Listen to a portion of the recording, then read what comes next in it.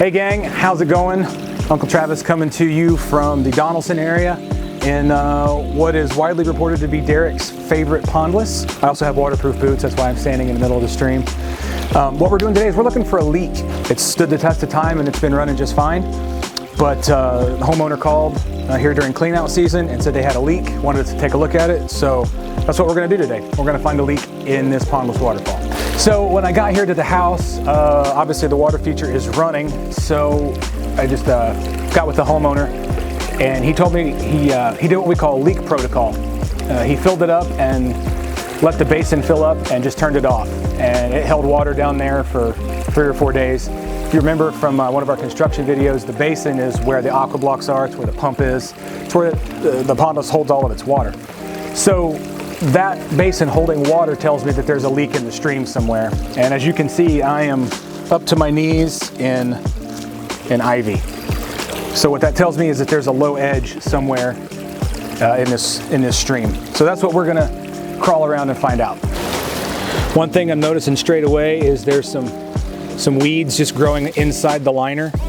Those won't cause a leak by themselves, but that is definitely drinking some of the water that's in here. And it's also, this dirt that's collected over time is wicking water out up over the edge. Same thing with this existing ivy.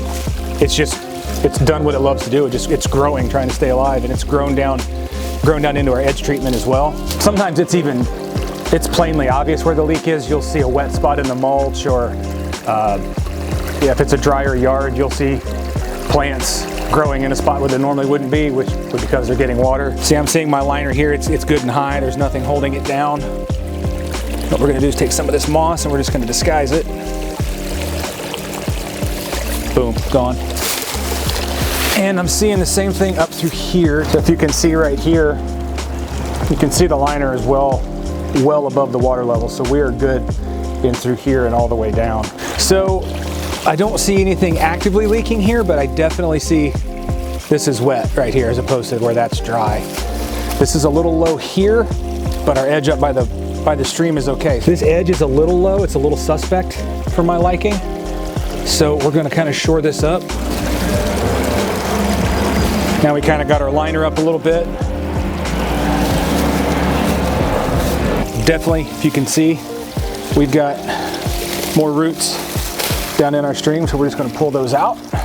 So what I've done here is I just took this edge rock out just to kind of show you that our liner is well up above the water level in through here, so we don't see any water loss at this point. The important thing with the leak detection, just because you don't find it straight away, keep on looking, because we know he's losing water. We're getting closer. Man, there it is, finally. So we were definitely losing water right here at this edge treatment, where more of these roots had grown down in. If you can see down in here, our edge is right here. That's the inside of the stream there. All of this had grown down in there. So we knew we were losing some water there. I'm calling that a leak. Is that the leak? Is that the only leak? I don't know. Maybe, maybe not. What we're gonna do is continue on down this side and gonna go up the other side. Just because we're already here, we just wanna make sure. Salamander, he's not quite awake for the year yet, so I just disturbed his nap. Sometimes what can cause a water loss is invisible sludge and stuff like this down in your basin. You want to see the top of your aqua blocks here running open. If you look right here to the left, this is open, water's able to pass right through. If you look right here just next to it, it's full of gravel and sludge. So here on the left, running like we want. Running like we want. Here on the right, this is clogged. Now we don't have water running through here right now because it's a little low. But what I'm gonna do is expose this basin. I wanna see if there's any roots down in here, which is something I've encountered before, where a whole root system has grown in, down all and infiltrated the basin. That's bad news.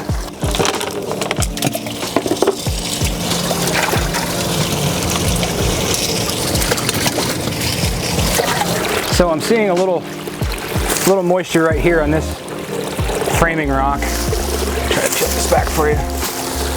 It could be that we're losing some water up here at the top. I see some, the liner that's up here is plenty tall. This is dry back in through here. This is the liner that I saw that was wet. So we're gonna take this rock off the top of it. There's a little bit of water creeping out right here. The foam is spongy there. So after time, the foam will wick a little bit of water, which is okay. But if that dirt's touching it like that, that dirt will wick it as well. So we want to get that dirt out of here. You want to space it a little bit so that if that water does creep down through here, it's not running by any stretch of the imagination. So it's just going to hug the surface of this rock. It'll slowly drip down through here inside the liner and go back downstream where we want it. Okay, so what you've got right here is what I think is a great edge treatment. Your liner comes down through here, and it was hidden with this Scotch moss, which looks killer.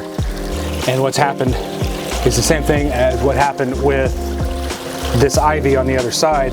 This Scotch moss, Scotch for a reason, it loves the highlands, it loves water, wicking water out of the stream itself. So we're going to pull this back, get a little gravel in here. Get a little gravel on both sides of the liner.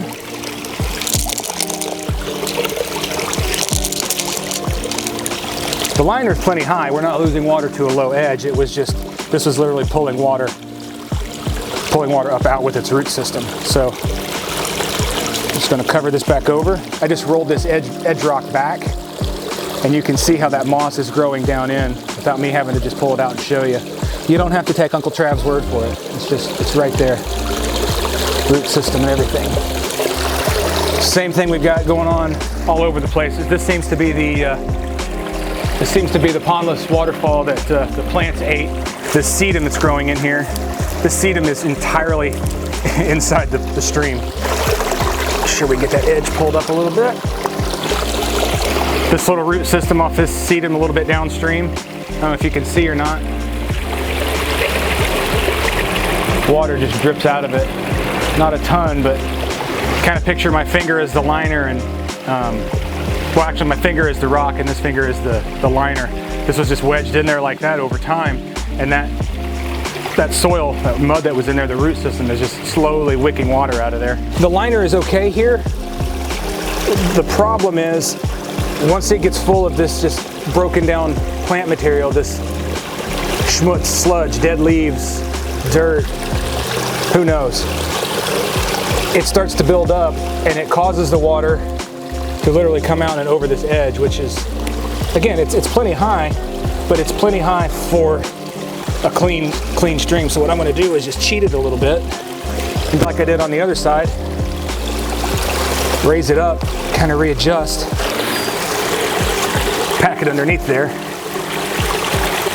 Now we know that's high, and knowing is half the battle. As I pull this sedum back, I see it's wet up here. That's well up out of the water. So we want to investigate why. Same old story. We've got roots. All this that we showed you a second ago was down here. All this sediment, this buildup down in the rocks is causing the water to come over here and well up a little bit.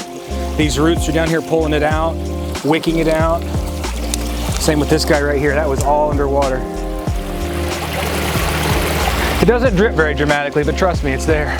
And the last thing I found on this is down here in the top of the basin, this gravel is just full of, you can see down through here, it's just full of this broken down leaf material and just dirt and sediment and junk like that. What happens there is that clogs up the gravel and it can't drain down into the water feature fast enough. So it raises that water level up over the entirety of the water feature, and it gets up higher in those edges, and the root masses are able to pull it out. The dirt that's in there over time is able to wick it out.